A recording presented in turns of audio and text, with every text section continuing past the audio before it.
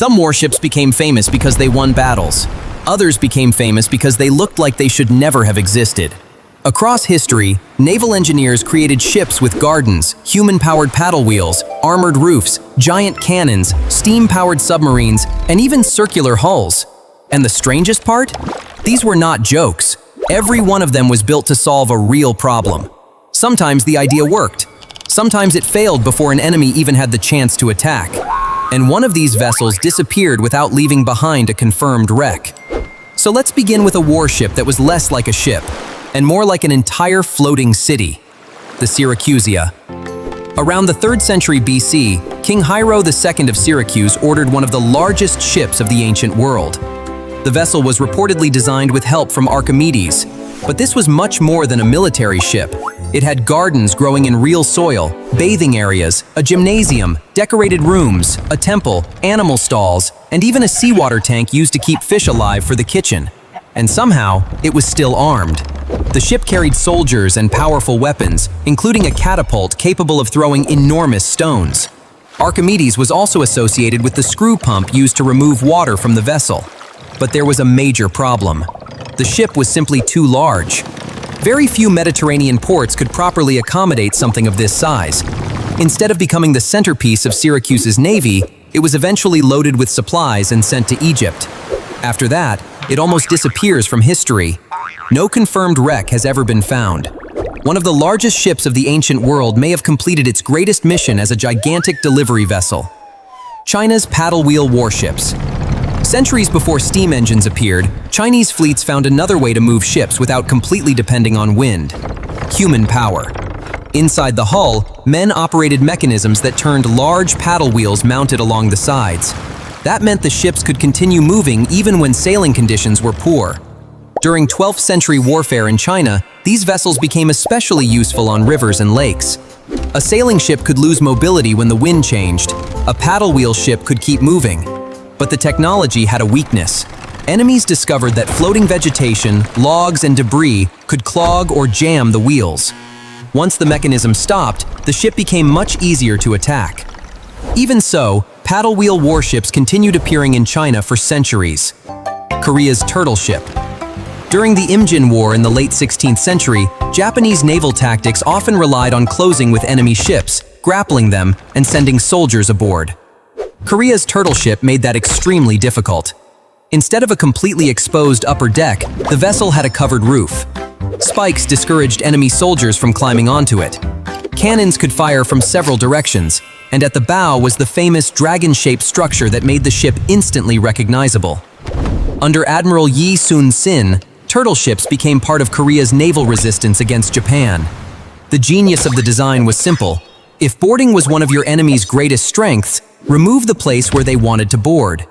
Turtle ships are sometimes described as the world's first ironclads, but historical descriptions are much clearer about wooden construction and iron spikes than complete iron plating.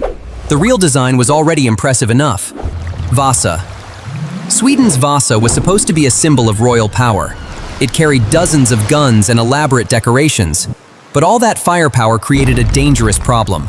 Too much weight sat too high on a hull that lacked enough stability. On August 10, 1628, Vasa began its maiden voyage from Stockholm. It barely got started.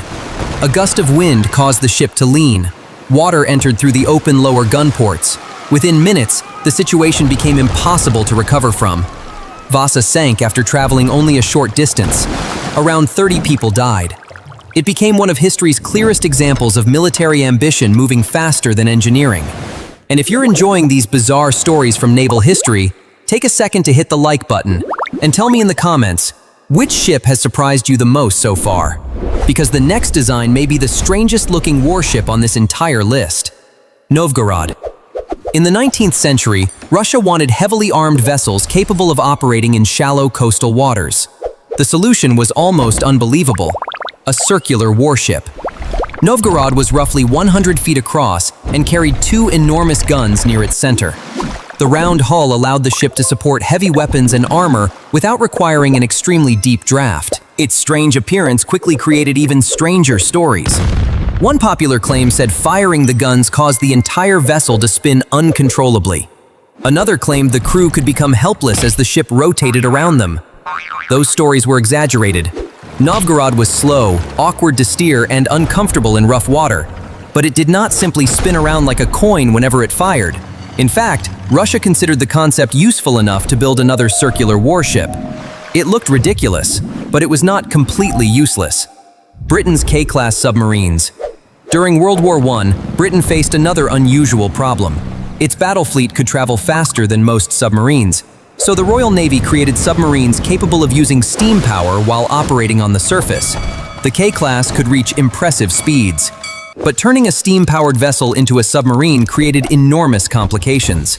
Before diving, crews had to shut down the boilers. The funnels had to be lowered and sealed. Numerous openings had to be closed. The process took several minutes. For a submarine facing sudden danger, several minutes could be disastrous. Then came January 31st, 1918. During a nighttime fleet exercise near Scotland, British ships were traveling at speed through darkness and poor visibility. One submarine moved out of formation. Then came a collision. Then another. Ships trying to avoid the first accident created even more confusion. K-17 was struck and sank. K-4 was also rammed and lost. Other vessels were badly damaged. More than 100 men died, and no enemy had attacked them. The disaster later became known as the Battle of May Island, even though there had been no actual battle. Surcouf. France's Surcouf was one of the most extraordinary submarines ever constructed.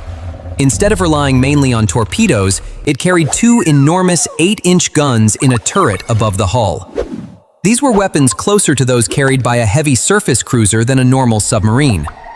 Surcouf also carried torpedoes and even had space for a small reconnaissance aircraft. The idea was long-range commerce raiding. The submarine could locate merchant vessels, surface, threaten them with its heavy guns, and attack without wasting torpedoes. But World War II changed naval warfare. The kind of conflict Surcouf had been designed for was disappearing. After France fell in 1940, the submarine eventually served with the Free French forces. Then, in February 1942, Surcouf vanished while traveling through the Caribbean toward the Panama Canal. A collision with an American merchant ship has often been suggested as one possible explanation, but the submarine's exact fate remains uncertain. Its wreck has never been conclusively identified. Around 130 men disappeared with it. The largest submarine of its generation, armed with cruiser-sized guns and carrying its own aircraft, simply vanished. Ending. These ships seem ridiculous only when we forget what their designers were trying to accomplish. The Syracusia pushed size and luxury to the extreme. Chinese paddle ships tried to defeat dependence on wind. The turtle ship countered boarding attacks. Vasa tried to carry overwhelming firepower. Novgorod tried to place huge guns in shallow water. The K-class tried to make submarines fast enough to follow a battle fleet. And Surcouf tried to combine a submarine with the firepower of a surface warship. Every design began with a reasonable problem. The strange part was the solution. Now I want to know your choice. Which of these bizarre warships would you actually want to see in real life? Tell me in the comments. And if you enjoyed discovering these forgotten machines, hit the like button and subscribe for more incredible stories from history.